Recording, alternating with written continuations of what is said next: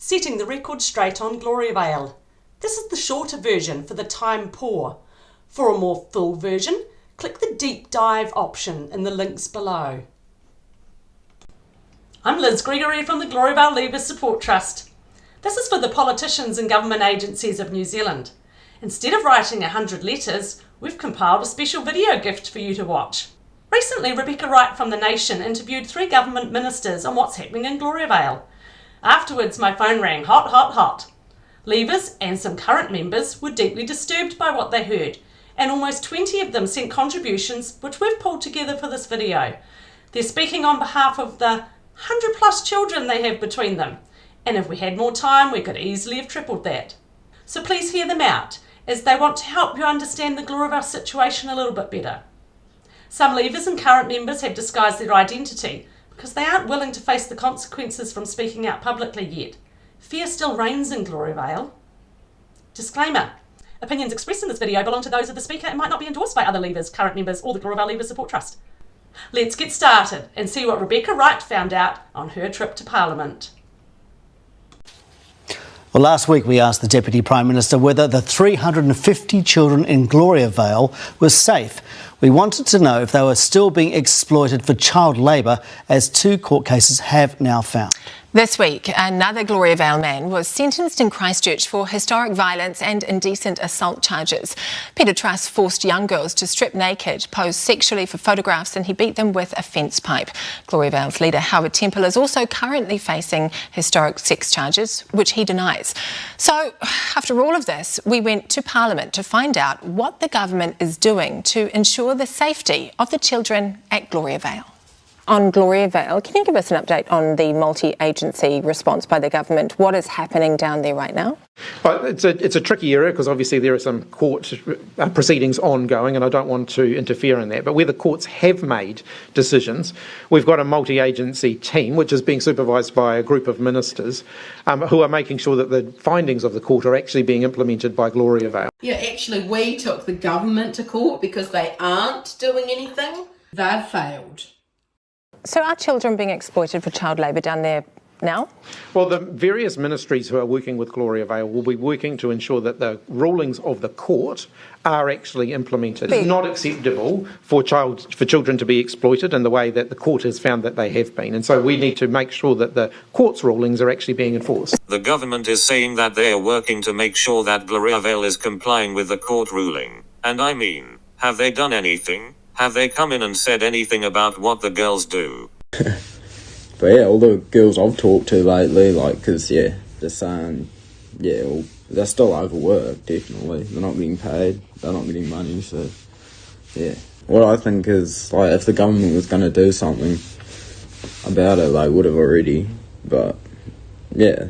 But that's not to say they won't. From some of the young fellas themselves, the younger boys, contract this thing, it's such a joke. So a year later from that court's ruling, why can't you stand up there and tell us that children are not being exploited for child labour? Like I said, the agencies that we've got going in there, I haven't got the most recent update from them, but the agencies that we've got working on that issue have been making sure that the court's rulings are being implemented. There's a girl that we know that was in a situation where she was given a job that she was not happy about and was made, there was no option as to whether she wanted to or not. And this was after the girl's case. It's not exactly like it used to be, but it seems to be pretty much just life as normal. They're trying to make life better for the girls and not overwork them and all that. But they're still working. They're not getting paid. What choice is there for them? The washing, cooking, sewing and all that needs doing. And that's what you do. Your only choice is to pretty much leave Gloriavale. Yeah, it almost seems like the government's taking any slight little indicative answer and just like, so that's all good, we're covering ourselves and, I'm doing the bare minimum too. They're not actually going full hog. But can you tell me that children are not being exploited right now? Well, I personally haven't gone to check, but certainly the agencies responsible are tasked with that job. Chris said he's never been here. Well, that's obvious. It must be about time he turned up. I was like, so you're going to sit back and be comfortable and read your reports every few weeks, and you're going to let the leavers, the victims and leavers, supported by the Gloriavale Leavers Trust and an amazing group of lawyers, you're going to let them do all the hard work and fight it out in court so you can sit up in your comfortable building and just read reports. Where is your sense of calling and duty? You're like missing the whole point of your position. Just so disappointed. We've got a cross-government response that is being led by the Regional Public Service Commissioner down here to ensure that there's work that is happening alongside the leadership. Some key words there. We're working alongside the leaders. Working alongside the abusers? What direction do you think they're going? The leaders haven't been kind, loving people. They've been abusive tyrants. Their way or get lost. For all that time living here, it's actually been quite horrible. It's actually mentally traumatizing. Always living in a state of fear of watching my back. Who's going to dog me in? Why are you working with the leadership? So you're asking the leadership who has kept these people enslaved, imprisoned, isolated, you're working with them now to somehow, what? You think the leaders are going to tell them what's going on and what's wrong in there? The leaders don't want to change. They've been forced to change because of the court cases. They're not going to tell them that there's still issues and problems that they can't actually work through. They're going to tell them that everything's fine and we'll just keep, taking a tiny piece at a time. You cannot see what's wrong with a cult while you're in it. It's had a facelift, but it's still a cult at heart. So are those things happening, or, are those things happening right now? Do you know that Gloriavale is no longer exploiting children, for example, with child labour? There's a fair bit of work with various government departments, including Oranga Tamariki, there to ensure that it isn't happening, and the reports that I've seen is that they are working constructively with government departments. They are working constructively with government departments. No. How can they be? They're denying it. They're appealing the court case. They'll always find a way to cheat the system. No matter what the government puts in place, they're always above that, and they'll always find a way around it in order to get what they want and still look like they're doing the right thing. But they're not. They are not understanding some of the mechanisms of a cult. And a cult says one thing to a person in authority or someone who's watching them, and when they're behind their closed doors and all alone in their beautiful little valley tucked away somewhere remotely, they do exactly what they want. I know how it can, bake you up, feeling angry and sort of it's almost laughable at the same time. The thing you've got to know about the leaders is that they'll do the bare minimum. They will do something. They'll do the bare minimum though. But the fact is plainly they want things to carry on the way they have always been carrying on. And they don't actually want it to change. They'll only change things that they will be forced to change. And I know that because I know how they think. I've grown up here my whole life. I know how they think and I know what they say to other people in personal discussions about these things. And that's exactly how it is. Why are they dealing with the leaders? These are the very people that have been found in court to be in control, to be teaching coercion and the spiritual manipulation. The leaders that have got those people entrapped there are now the people that are saying they're safe. That doesn't sound very logical and sensible to me. That's like asking a slave owner if his slaves are all good. And of course a slave owner is going to say, yeah. They're happy. They're happy. And now, how can you trust, I suppose, what is going on within that community, given its long history of what we now know as child labour and exploitation and possibly abuse? Because, as I said, we've got a number of different agencies who are and have been working with them for now over a year to ensure that some of those bottom lines are met. I love it how the government's saying that they've got reports and bits of paper. It kind of gives you a bit of a replay of when they signed, I think, their policies for the charity services. And I remember the current overseeing shepherd then, Hopeful Christian, holding up the document at a public mealtime and saying, oh, well, this is just pieces of paper. We'll carry on and do what we need to do. And by all accounts that I receive 6 weekly reports from the Regional Public Service Commissioner, and I can see that there is a will to change from what I've heard. A will to change. A will to change. A will to change. Is that why we heard in the court case we're not doing anything wrong? They're only changing anything because they're forced to, not because they actually believe that anything was really bad. I just think agencies just don't really want to do anything. They don't really want to get tough on them. They just come in and do stuff. But it's not like they can change it without shutting it down. They have done lots of stuff to try and make it safer, but it's about the way that we live. That's just crazy to me because they lie straight through their teeth about the fact that they're willing to change. The only reason they're willing to change now is because the government's actually turning around and saying there has to be change. It's not them wanting.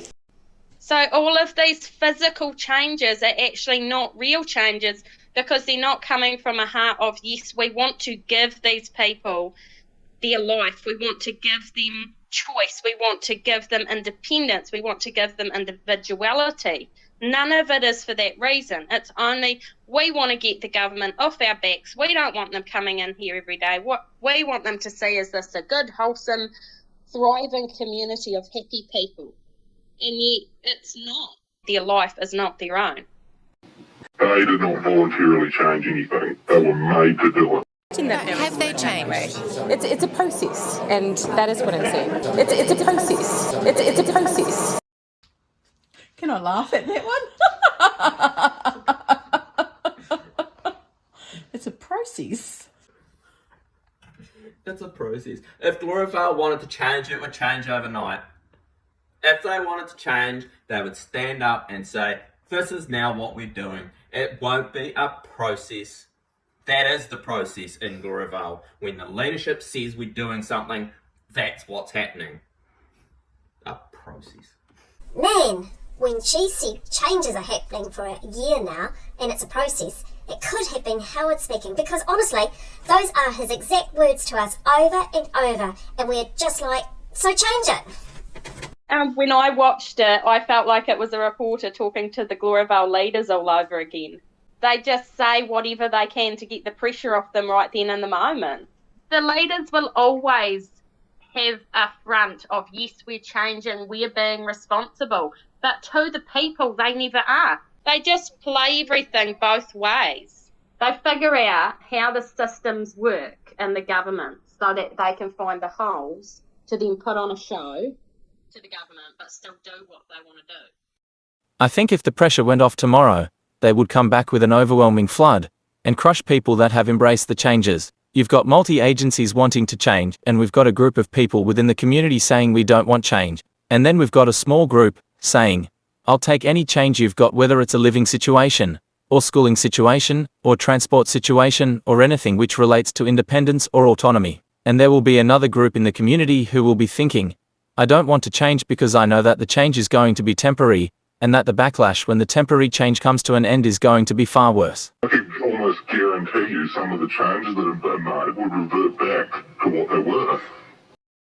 There have been some changes and things have improved, but they're going to have to start doing something more soon. Everybody needs to be paid properly, and have complete control of their own money. The hardcore brainwashed ones, they're not going to leave the community. The thing is, you've got plenty of people here that still have got the cult mentality of it's the world against us. It's them trying to destroy the true church, and this is our way of life, and they're completely wrapped up in that, so they don't want to leave. They know that there's harm being done. They've had court cases that have proved it. They've had people taken off to prison, and yet somehow Gloriavale is allowed to slowly process a change.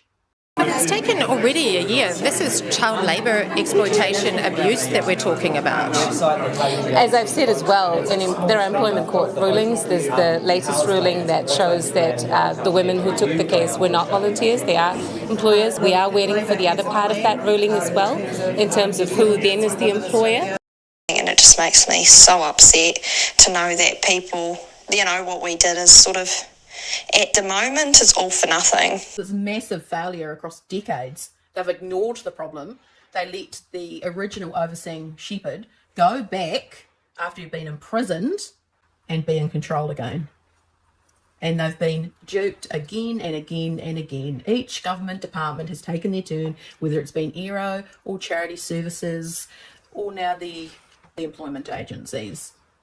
Without knowing the employer, you should still be enforcing basic employment rights. But as I mentioned, there is a fair bit of work. There are support services there in place as well for anyone who does report abuse to be able to be dealt with. But you know as well as I do that this is a community built on power and control. And for people to report abuse from within that community is extremely rare. It's only when they usually get out. Well, the facts of the matter is people in Gloriavale still do not have the freedom to voice how they are feeling about situations. So there will still be people who are working in situations that they are not happy with, and they haven't got a choice in.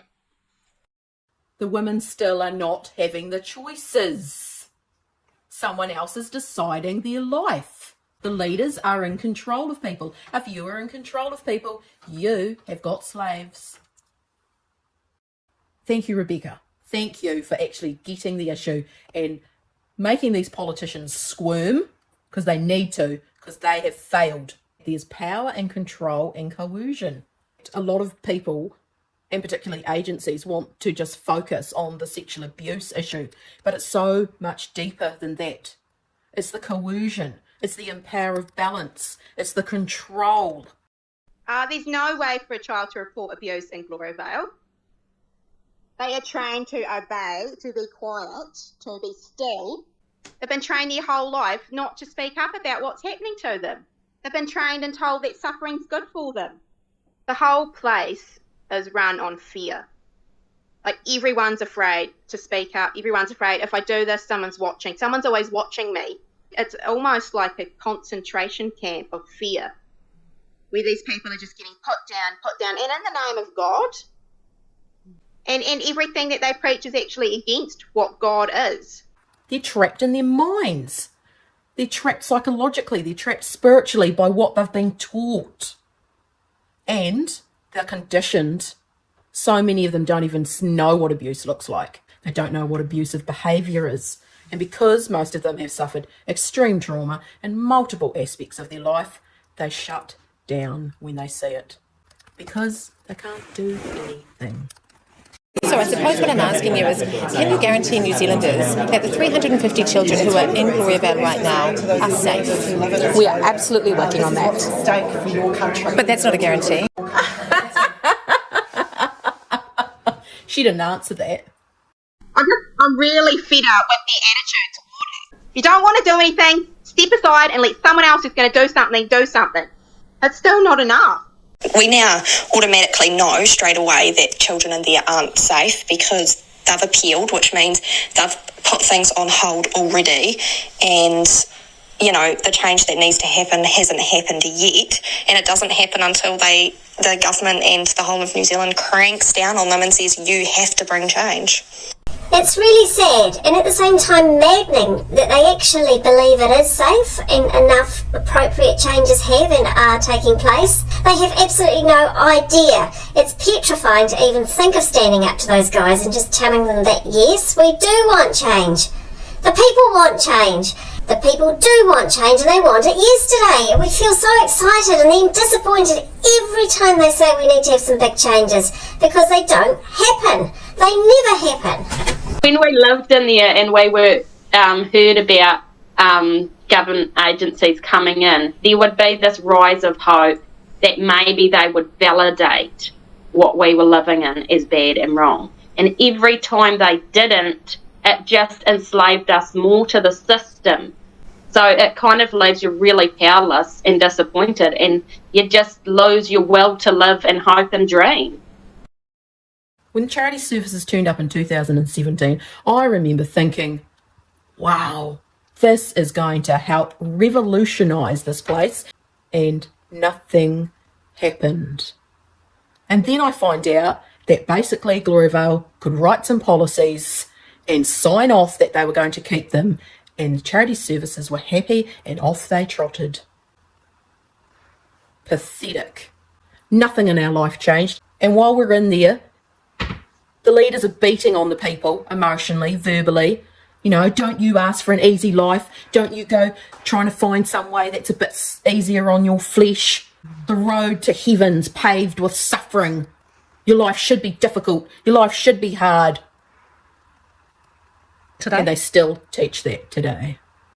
As somebody living in Gloriavale, you are constrained by all these religious beliefs that you can't actually do anything about your situation without kind of giving up your faith, so to speak. But for the government to come in and actually force some changes is a lot more painless way of it happening. It's really sad that they can go into an institution that has worked the way it's worked for 50 years. There's been court cases against offenders and it's still carried on. And they think that they're seeing the reality. They don't see it. We've been trained our whole lives to not let outsiders see the reality. So I don't care if they're there 2 hours every day of the week. They are not going to see what is actually really going on in people's minds, hearts and lives.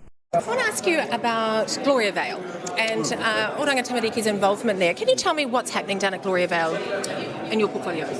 Well, Oranga Tamariki has been working quite closely on the situation. Obviously, the safety of those young people is most important. There's a number of things that have been going on, and the situation changes.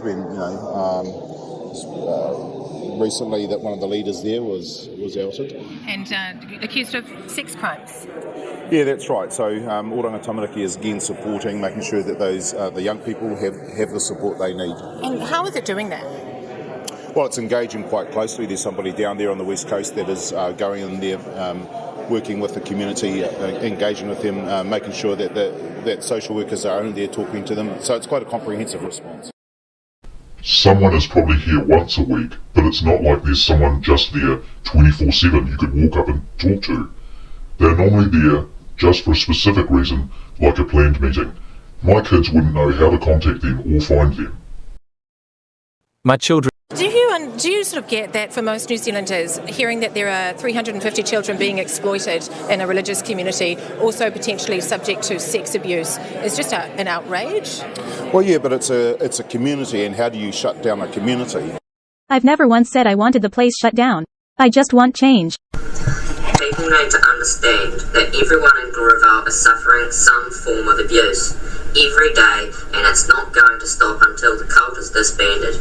That's like saying that there's a town full of crime and sexual perversion, but because there's some isolated remote community, we're not going to do anything. They do feel like the government's going to come in and save us. That's kind of their thinking, well, the government's going to come and save us. We'll just keep suffering here until the government comes and saves us. But if the government isn't coming, who's going to save them? What am I going to say to my nieces and nephews in there? I'm just like, sorry, the government didn't want to come and save you. You had to, had to suffer in there and keep getting exploited for labour and abuse till we could come and get you out through the court system, because they're victims. They can't actually save themselves. They're trapped in this cycle of abuse and torture, and they actually don't know how to get out of it. They need help. It gave me the feeling that they're not actually watching our backs. And realistically, they don't. The reality is you're on your own. At least you could uphold our rights. They could pretty much strip away the charitable trust from them if they really wanted to. Surely there's a legal way they can make it work. Because they haven't really been a proper charitable trust. I don't think that the schooling quality is very good. There must be something they can do. I mean, how do you have a school going like that when they don't have enough trained proper teachers? It's important that the agencies are there doing the job they need to do to make sure that those children are protected. And are you sure that they're protected? Well, there has been comprehensive support going in there, yes. They're not supporting the children. They're supporting a structure. But so you are sure that they are protected and safe? Yeah, it was only a couple of weeks ago that we had our latest update. We've been meeting regularly with the people who are on the West Coast working in the Gloriavale communities. He's obviously relying heavily on the multi-agency approach that they are going to do the job properly, To bring about a healthy community, people have autonomy. People have the basic rights upheld and protected. But you can't, the Prime Minister can't say they're safe, not being exploited. Priyanka Radhakrishnan can't say they're safe and not being exploited. And it doesn't sound like you can say that they're safe and not being exploited. Well, what we're doing is putting in the support, making sure that those children are being protected. They have someone to go to, that the Oranga Tamariki is there and is there regularly to make sure that their needs are being looked after. I think the government's kind of made it as safe as possible, like that they can do now without shutting the place down. But yeah, they could definitely do more. Yes, the police have been working, and it's very difficult for the police to actually get the information they need. Is it just too big and it's gone on for too long now to get control of and to shut it down? No, I don't think. Well, it's a community. How do you shut down a community? It's like going into a small town and saying, we're going to shut down a small town. You can't. I'm lost for words.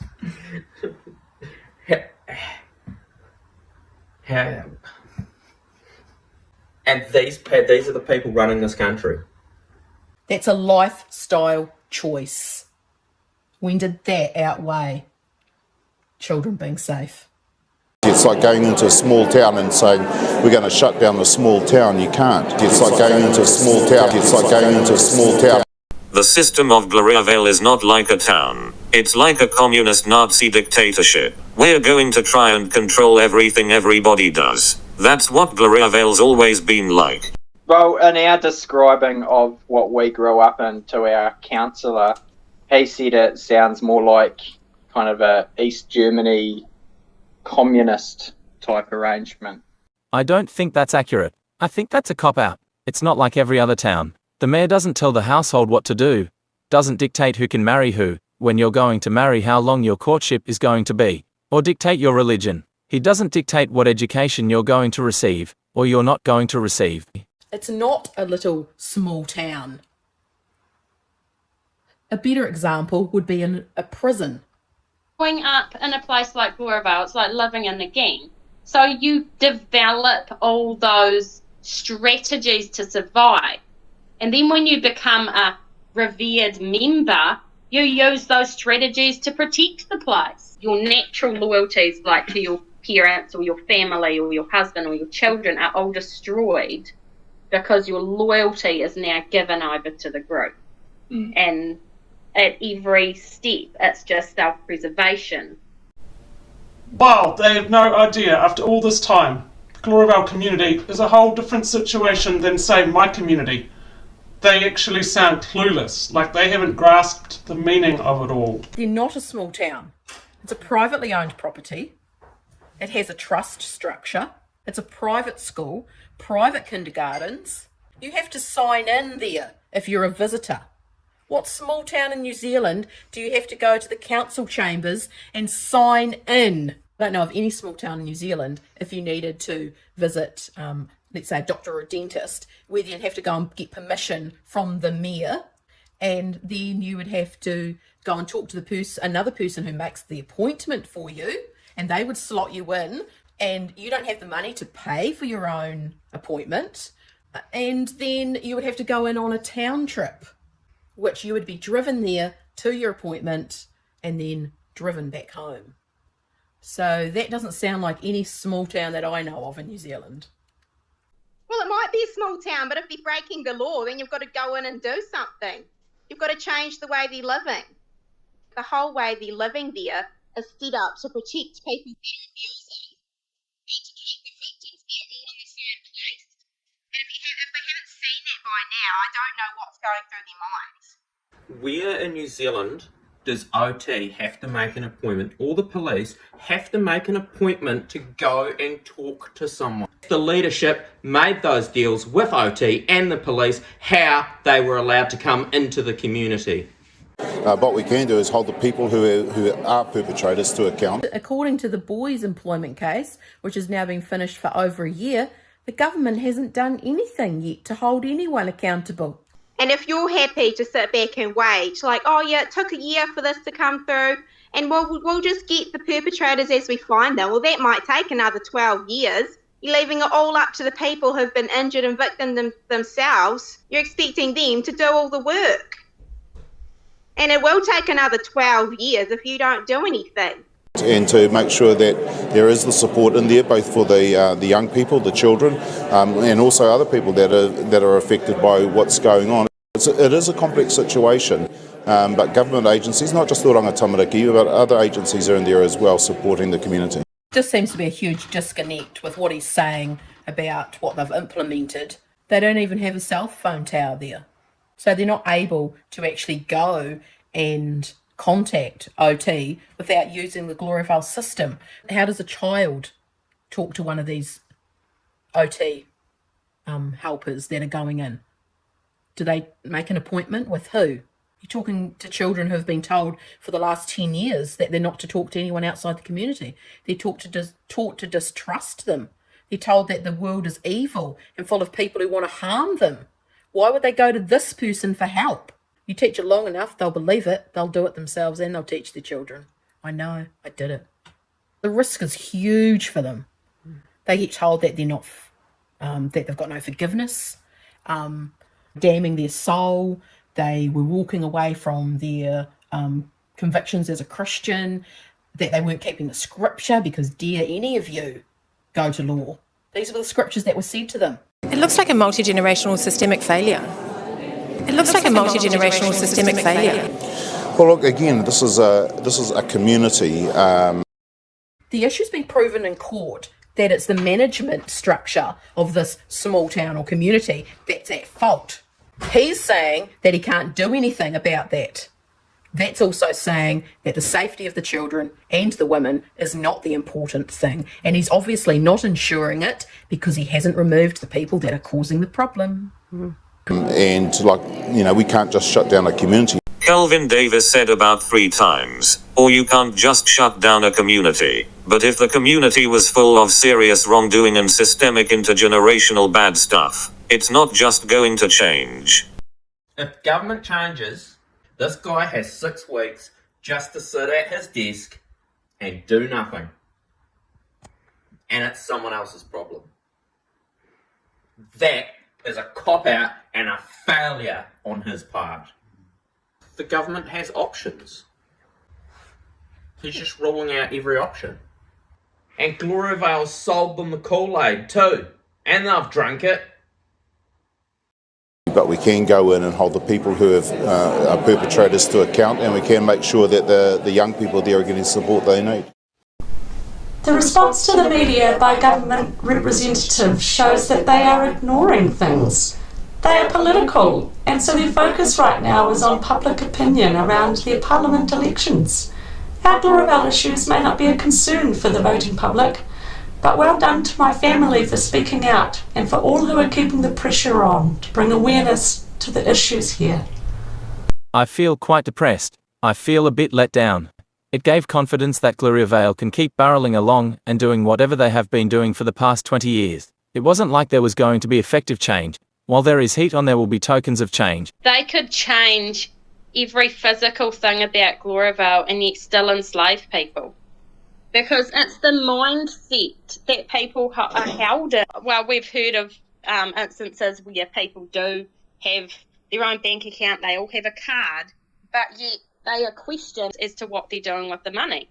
Oh, we've given them their own money now. So what? They still can't escape whatever the leaders say tomorrow.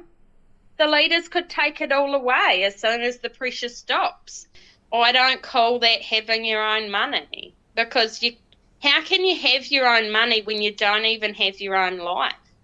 They might keep some. And risk being called Ananias and Sapphira. Yeah, the threat of death. Was it a death threat to someone in Gloriavale? They're signing all that money back to the partnership, and it has to be given back or be kicked out as a partner. When I was a child, we was the government. We were the ministers, the politicians. There was no one. And the children in there don't have a voice. Even the people, the adults themselves, were victims as children. They don't even really have a voice. Children are still living a life of servitude and slavery in there.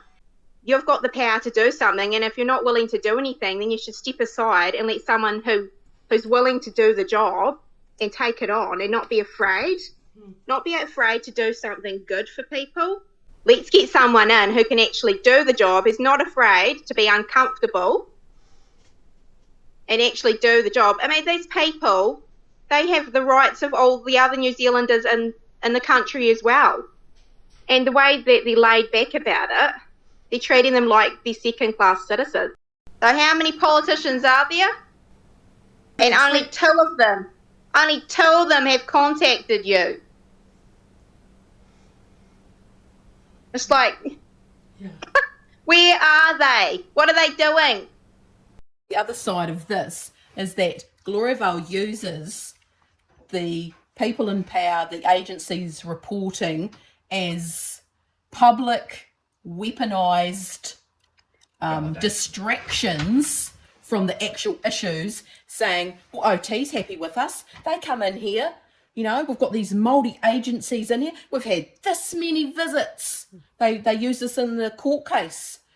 The reason OT and the police are visiting you is because there's harm done. They're not visiting you because you're so good and you engage with agencies because you're safe. Living there, I know Gloriavale's good at saying what they need to convince an agency. Maybe they should subpoena 30 years of recordings that Gloriavale has and then maybe find out a thing or two about what's actually said and thought inside Gloriavale. Recordings of meetings, recordings at meal times, shorthand notes taken in shepherds and servants meetings, all that kind of thing. Until they actually know what's actually said in that place, they don't know anything. This is people's lives. You can't just go, oh, this is a community, what can we do? Like, you're ruining people's lives by your inaction. By not doing anything, you are complicit with what's happening in Gloriavale. The disregard for people's basic human rights, you're complicit in that if you're doing nothing because they're a community. How are they actually affecting change? They can say they're willing to do something. The leadership's willing to do something. Rubbish. But it's a community. But it's a community. I'm like, There are laws in this country that make you enabled to do something. And it's not just about freedom of religion and freedom of belief. Gloriavale will play that card till they die. It's got nothing to do with that. Why does the leadership's religion and belief trump every other person in that place? That's clear. That's clearly what the Bill of Rights was built for. That no one person would be left behind. No child left behind.